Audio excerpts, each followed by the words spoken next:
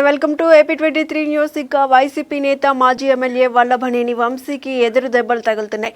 భూ వివాదం కేసులో వంశీ దాఖలు చేసిన ముందస్తు బెయిల్ పిటిషన్ను విజయవాడ 12వ అదనపు జిల్లా కోర్టు తిరస్కరించినట్టుగా తెలుస్తోంది. ఎమ్మెల్యేగా ఉండి తన నియోజకవర్గ ప్రజల హక్కులను రక్షించాల్సిన పిటిషనర్ చట్ట వ్యతిరేకంగా వ్యవహరించినట్లు తెలుస్తోందని కోర్టు వ్యాఖ్యానించింది. ప్రజలను బెదిరించి వారి ఆస్తులను లాక్కోవడం తీవ్రమైన అంశమేనన్నది.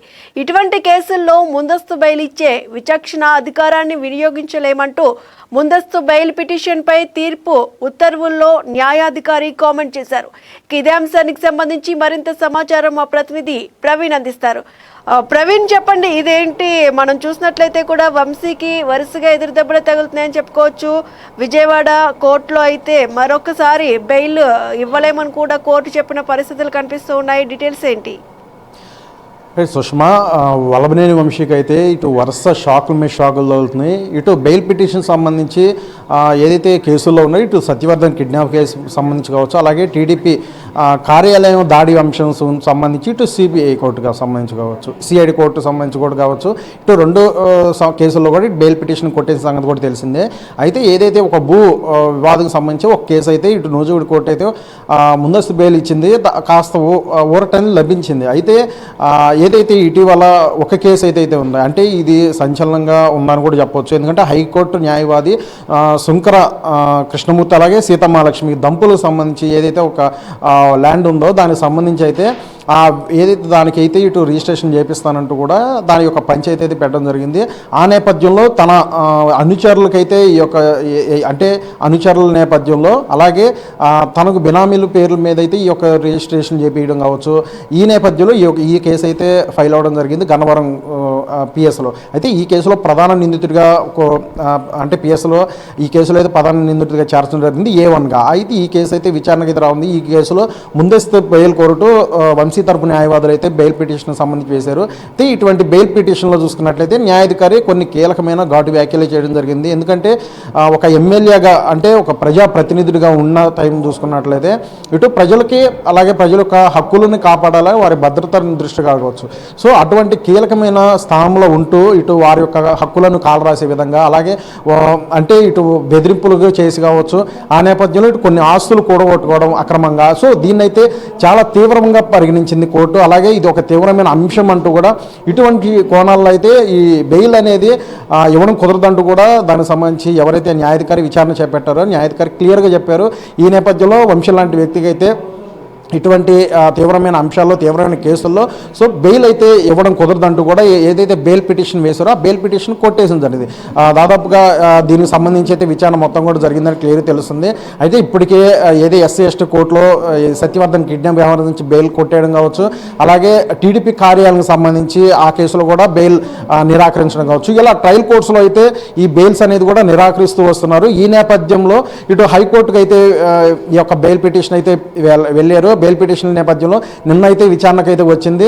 ఇటు ప్రాసిక్యూషన్ తరఫున సిద్ధార్థ లోద్రా అలా పబ్లిక్ ప్రాసిక్యూటర్ కూడా తమ వాదనలో అంటే ఏదైతే తమ బెయిల్కి ముందస్తు బెయిల్ పిటిషన్ సంబంధించి ఏదైతే వచ్చినా పిటిషన్లో కొన్ని పేజీలు మిస్ అయినట్టు కూడా వారైతే పేర్కొనడం జరిగింది. ఈ నేపథ్యంలో దానికి సంబంధించి అయితే క్లియర్గా అంటే వాదనలు అంటే ఈ యొక్క బెయిల్ పిటిషన్ సంబంధించి వాదనలు జరగంటే ఆ పిటిషన్ పూర్తిగా ప్రాసిక్యూషన్కి ఇవ్వాలంటూ కూడా వంశీ తరపు న్యాయవాదులకి అయితే కోర్టు అయితే సూచించింది. ఈ నేపథ్యంలో ఆ కోర్టు అయితే అంటే ఈ కోర్టుకి సంబంధించి ఏదైతే ముందస్తు బెయిల్ హైకోర్టులో నడుస్తుంది కాబట్టి విచారణ జరిగింది కాబట్టి ఇంకా దానికి సంబంధించి పూర్తి స్థాయిలో విచారణ చేపట్టేందుకు కూడా న్యాయమూర్తి జస్టిస్ టి మల్లికార్జున ఈ యొక్క విచారణ సంబంధించి 16కు ఈ నెల 16కి అయితే దాని వాయిదా జరిగింది. ఇటు మరి 16వ తారీఖు ఎందుకంటే ఇటు కింద కోర్టు సెషన్ ట్రయల్స్ కోర్టులో అయితే బెయిల్ అయితే నిరాకరిస్తున్నారు కాబట్టి హైకోర్టుకి వెళ్ళారు. మరి హైకోర్టులో మరి ఎటువంటి ఊరట లభిస్తుంది అనేది కూడా ఒక ప్రశ్నార్థకం మారింది. ఎందుకంటే ఇటు ఇప్పటికే పలు కేసుల్లో చాలా అత్యంత కీలకంగా ఉన్నారు. ఇటు ఏదైతే వల్లభనేని వంశీ ఇటు టీడీపీ కార్యాలయానికి సంబంధించి అత్యంత కీలకంగా సూత్రధారిగా తన యొక్క హయాంలో అంటే తన కనుసన్నల్లోనే దాడి అంతా కూడా జరిగిందంటూ కూడా కస్టడీలో తీసుకున్న తర్వాత రంగా పేర్కొనడం కావచ్చు, అటువంటి కీలకమైన అంశం రెండోది చూసుకున్నట్లయితే ఇటు అదే ఏదైతే ఒక దాడికి సంబంధించి పిటిషన్ వేసిన నేపథ్యంలో తను బెదిరింపులు చేసి పిటిషన్ విత్డ్రా చేసుకునే విధంగా ఇటు సత్యవర్ధన్ కిడ్నాప్ చేశారు, అలాగే బెదిరింపులు చేశారని ఏదైతే కేసు ఉందో ఈ కేసు సంబంధించి కూడా రిమాండ్ పొడిగిస్తున్నారు. రిమాండ్ నిన్నటితో ముగియడం నేపథ్యంలో 23 వరకు కూడా ఎక్స్టెండ్ చేసింది. సో ఈ కేసులో కూడా బెయిల్ పిటిషన్ కొట్టేయడం జరుగుతుంది. అలా వరుసగా ఈ బెయిల్ పిటిషన్లు కొట్టేస్తుంది కాబట్టి రేపు అంటే ఏదైతే ఈ యొక్క హైకోర్టులో ఈ విచారణ అయితే జరుగుతుంది కాబట్టి 16వ తారీఖు ఎటువంటి తీర్పు అంటే విచారణ జరిగిన తర్వాత హైకోర్టు తీర్పు ఏ విధంగా ఇస్తుంది, ఇటు బెయిల్ ఇస్తుందా లేదా అంటే ఇప్పటికే ఒక భూ వివాదానికి సంబంధించి ఎవరైతే న్యాయవాదులు ఎవరైతే శుంకర కృష్ణమూర్తి అలాగే సీతమహాలక్ష్మి వీరి దంపతులు ఏదైతే ఒక కేసు ఫైల్ చేశారో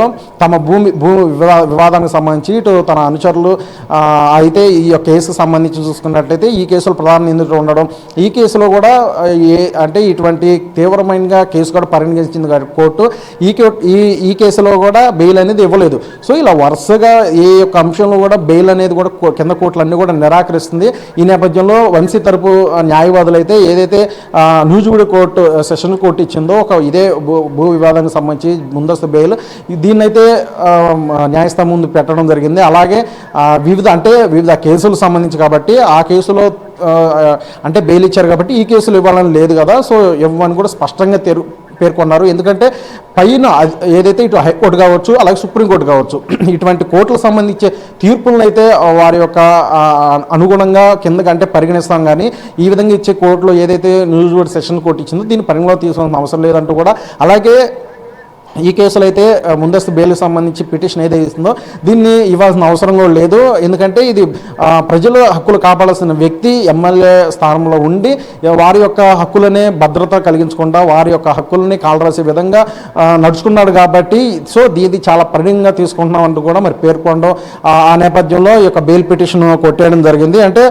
మొత్తంగా 16 పేజీల్లో ఉత్తర్వులు కూడా అంటే ఈ బెయిల్ పిటిషన్ ఎందుకు ఇవ్వకూడదు ఏంటని చెప్పేసి ఇటు న్యాయాధికారి అయితే 16 పేజీల్లో పేర్కొంటూ ఈ యొక్క బెయిల్ పిటిషన్ కొట్టేయడం జరిగింది. సో ఈ పరిణామ క్రమం ఎంత కూడా చూస్తుంటే ఇంకా ప్రతి ఒక్క కేసుకు సంబంధించి కూడా ఇటు బెయిల్స్ కూడా నిరాకరిస్తున్నారు కాబట్టి మరి హైకోర్టు అయితే అంటే ఓరట లభిస్తుందా అని చెప్పేసి హైకోర్టులో అయితే వీరు వెళ్ళడం, మరి హైకోర్టులో ఏ విధంగా ఇటు హైకోర్టు స్పందిస్తుంది, ఎందుకంటే ఇప్పటికే ప్రాసిక్యూషన్ నుండి అయితే బలంగా ఇటు ఎగనెస్ట్ అంటే వంశీకి ఎగనెస్ట్గా అయితే బలంగా వాదనలు వినిపిస్తున్నారు.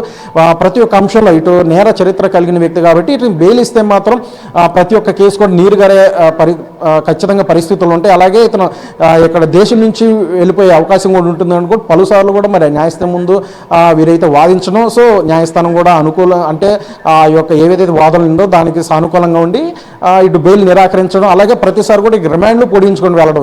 సో ఇవన్నీ కూడా చూస్తుంటే ఇంక వల్లమైన వంశీకి ఇంకా మరింతగా ఉచ్చు బిగుస్తుంది. ఇంకా అంటే ప్రతిసారి కూడా రిమాండ్ పొడిగించిన నేపథ్యంలో ఎప్పుడు అంటే తనకి ఎప్పుడు ఊరట లభిస్తుందంటే అది కూడా ఆశిస్తున్న నేపథ్యంలో ఇటు హైకోర్టు 16వ తారీఖు విచారణ చేపట్టిన తర్వాత అసలు ఏ విధంగా ఇటు హైకోర్టు అంటే కింద సెషన్స్ కోర్ట్స్ ట్రయల్స్ కోర్ట్స్ ఇవ్వలేదు కాబట్టి బెయిల్ మరి హైకోర్టు ఇస్తుందా లేదా ఆ యొక్క అంశంలో కూడా చివరి ఉత్కంఠ అయితే నెలకొంది Sushma. Right, thank you Praveen. YCP హయాంలో ఎమ్మెల్యేగా ఉన్న టైంలో వంశీ భూ వివాదాన్ని పరిష్కరిస్తానని పిలిచి తన బినామీల పేర్ల మీద ఆ భూమిని రాయించుకున్నారని విజయవాడకు చెందిన హైకోర్టు న్యాయవాది శుంకర కృష్ణమూర్తి, సీతమహాలక్ష్మి దంపతులు ఇటీవల గన్నవరం పోలీసులకు ఫిర్యాదు చేసిన సంగతి తెలిసింది. ఈ కేసు నమోదు చేసిన పోలీసులు వంశీని A1గా చేర్చారు. ఈ కేసులో ముందస్తు బెయిల్ మంజూరు చేయాలని విజయవాడలోని 12వ ఏడీజీ కోర్టులో వంశీ వేసిన పిటిషన్పై గత వారం వాదనలు పూర్తయ్యాయి. ముందస్తు బెయిల్ పిటిషన్ తోసి పుచ్చుతూ న్యాయాధికారి భాస్కర్ రావు తీర్పు చెప్పారు. ఓ కేసులో వంశీకి నూజివీడు సెషన్స్ కోర్టు ముందస్తు బెయిల్ మంజూరు చేస్తుందని ఆయన న్యాయవాది పేర్కొన్నారు. ఆ కోర్టు ఉత్తర్వులకు మేము కట్టుబడి ఉండాలని లేదన్నారు. రెండు వేర్వేరు కేసులని చెప్పారు. సుప్రీంకోర్టు, హైకోర్టు వంటి ఎగువ కోర్టుల నిర్ణయాలని పరిగణలోకి తీసుకుంటామని తెలిపారు. వంశీ పేరు డాక్యుమెంట్లలో ఎక్కడా లేదని అయినా కేసు నమోదు చేశారని అతని తరపు న్యాయవాది వాదించారు. కానీ దీని వెనుక సూత్రధారి వంశీ అని ప్రాసిక్యూషన్ బలమైన వాదనలు వినిపించింది. ఆయన అనుచరుల లాయర్లను పెట్టి బినామీ పేర్లతో సేల్ డీడ్లు రాయించుకున్నారని, దీని వెనుక వ్యవహారం వెలుగులోకి రావాలంటే కస్టడీకి తీసుకొని విచారించాల్సి ఉందని ఏపీపీ వాదించారు. ఇటువంటి తీవ్రమైన కేసుల్లో ఈ దశలో నిందితుడికి ముందస్తు బెయిల్ ఇవ్వాల్సిన అవసరం లేదని న్యాయాధికారి భాస్కర్ రావు తన 16 పేజీల ఉత్తర్వుల్లో పేర్కొంటూ పిటిషన్ను కొట్టివేశారు. ఈ కేసులో ఫిర్యాదుదారు తరపున సీనియర్ న్యాయవాది కిలారు బెనర్జీ, ప్రాసిక్యూషన్ తరపున కళ్యాణి, నిందితుడి తరపున దేవి సత్యశ్రీ వాదించారు. మొత్తానికైతే వంశీకి మరొకసారి ముందస్తు బెయిల్ అయితే రద్దు చేసినట్టుగా కూడా తెలుస్తుంది. కోర్టు ఉత్తర్వుల్లో బెయిల్ ఇవ్వలేమని చెప్పిన పరిస్థితులు అయితే చూస్తూ ఉన్నాం. ఇక మరిన్ని అప్డేట్స్ కోసం కీప్ వాచింగ్ AP23 న్యూస్.